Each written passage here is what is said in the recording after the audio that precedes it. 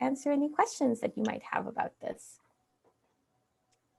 Thank you so much, Sophia. That was so fascinating, and I am obsessed now with thinking about this model. I have a question, and so welcome everybody who's in attendance to plug your questions into the question and answer box, and we'll do our best to get the answers to you as to the best of our abilities. But in the meantime, I was wondering if we can kick it off with, I've been really having a hard time like dissecting the difference between something that you're choosing to do versus just this is how a neuron works, like the functionality of like neuronal signaling. So I'm just wondering, and that sort of led me to think about like, what is it that is ultimately pushing the decisions of the worms to move forward or to reverse or to change speed? Is it like a chemical, like does being near another worm give off some sort of signal that they become attracted to, or what would it be? So one thing that people know about this behavior that they've tested is that, so worms have pheromones just like ants or like other animals. And I know that one thing that they've looked at is if like they're using some kind of pheromone from other worms to kind of like guide themselves towards where they are. And people have, and basically they've found that that's not really the case. So it doesn't seem to depend on this kind of chemical communication, like in the case of the ants, for example. So one thing that people have found that study this behavior that they think is important is actually the oxygen concentration. And what they think is that like when the worms are all kind of piled on top of each other, there's actually very little oxygen there. And they think that that's kind of how they know that they're all clumped together. Oh, and wow. It's kind of interesting because like the amount of oxygen that is in an environment, it also seems to guide the swarming. And so like if you're basically, they seem to do it in environments that have a lot of oxygen. And so I guess the idea might be that like so if they're in a low oxygen environment, they don't really like all clump together and kind of do this collective feeding. And then if they're in an environment where there is a lot of oxygen, then they clump together and do this collective feeding. And so one idea is that like they can kind of only do it in environments that have a lot of oxygen, because once they clump together, they kind of are using up all the oxygen in that location. And if they're already in an environment that doesn't have a lot of it, there would not be enough left. So that's kind of like a limiting factor, maybe. Right. But yeah, that's the I think the signal that people think the worms are using to figure out if they're inside the clump or they're outside the clump. It's just, wow, and yeah, it doesn't, and it doesn't seem to be the pheromones, which I think are like kind of the first thing that you would imagine. Yeah, that's exactly. And do they know like what neurons are actually, because I know that generally folks know the connectome of the C. elegans model. So have they mapped it out in a way that like that XYZ neuron is responsible for swarming behavior, or is that too like naive of a question or a thought process? No, that's like a really good question. That's exactly why you would study a collective behavior in an organism like C. elegans, because you can ask these kinds of questions, right? And so people know kind of like, they know more about like the signals that trigger it. So they know about like oxygen, like neurons that like respond to oxygen concentration, or that respond like in like food depletion and stuff like that. So they seem to know that like it seems to be dependent on oxygen, it seems to be dependent on low food. But like once you start getting more towards like the central nervous system, it's maybe like not as clear, but it seems to be dependent on like neurons that express this specific neuropeptide, which is the thing that they mutate to make the worms either swarm or not swarm.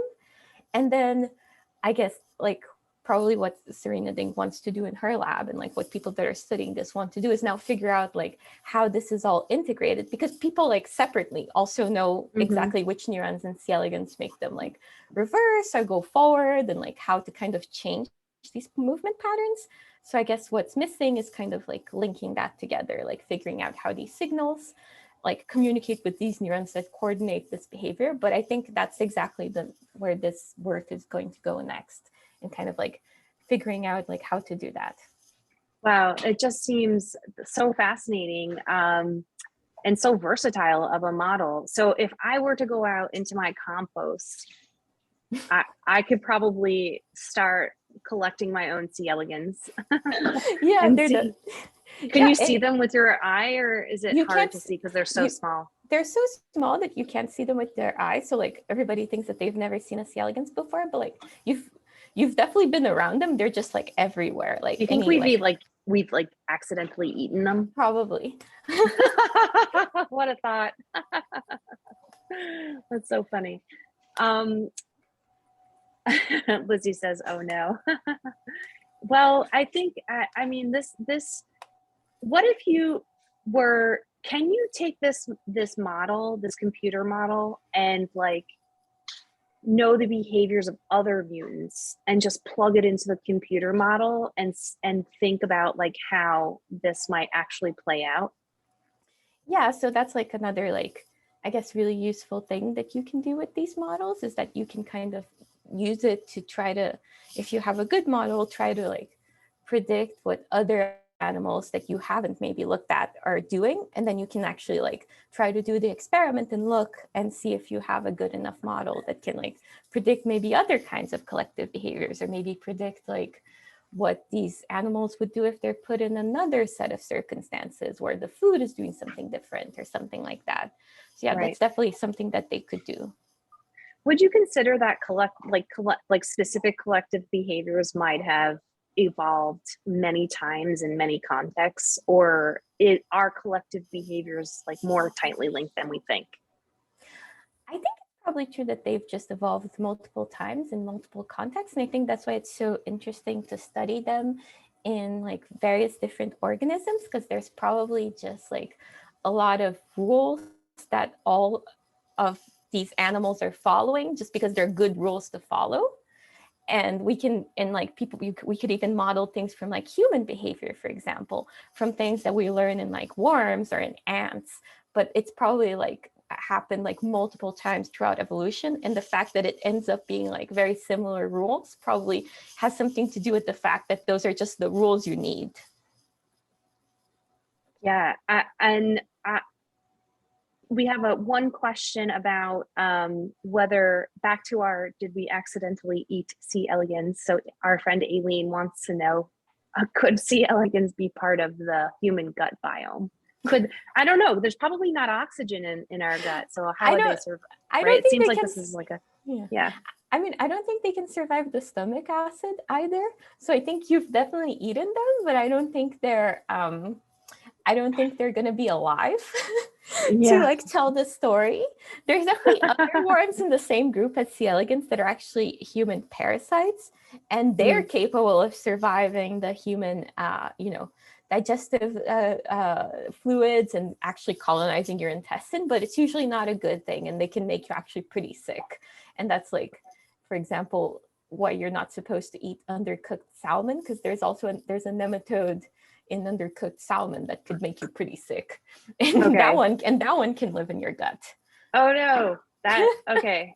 How many things do we have to think about not eating? I think ignorance is bliss in these cases. And it's so fun because Lindsay, one of our D4P social behavior team members, just shared that she used to study sleep in C. elegans, and that there's such amazing potential to study behavior despite their simple nervous system. Yeah, no, and it's interesting like how many things they can actually do despite having only 302 neurons. You know, people study sleep, amazing, and they study swarming, and they study feeding, and they can do learning. They can learn to avoid bacteria that makes them sick. So they can actually do a lot. That's amazing. So why would we have so many neurons then? You know, like why did we end up with like billions and billions of neurons if you can function with, on such a small number? I don't know. Yeah, I don't know either. But that's not a good question. I guess that wasn't a good question to you, but We have another question. Can the speed decrease with increased density of the worms be attributed to more resistance from other worms? Or Yes. are the worms inherently slowing down for each other? Or yeah. Yeah, that's Fun a question. really good question. And actually they did look at that in the paper in like a supplemental figure, which is kind of like not one of the main figures of the paper. And so that can definitely be the case. But what they showed in this paper is that if you look at when the speed decrease happens, it happens before the animal enters the cluster. So if it happens after the animal enters the cluster, then that just makes sense, right? It's just like, oh, there's like a bunch of worms here, so I can't move as quickly as I moved before. But it seems to happen when they get close to other worms, but haven't contacted them yet. And so they think that it's more like an active thing where the worm can tell that it's around others, and then it really like slows down.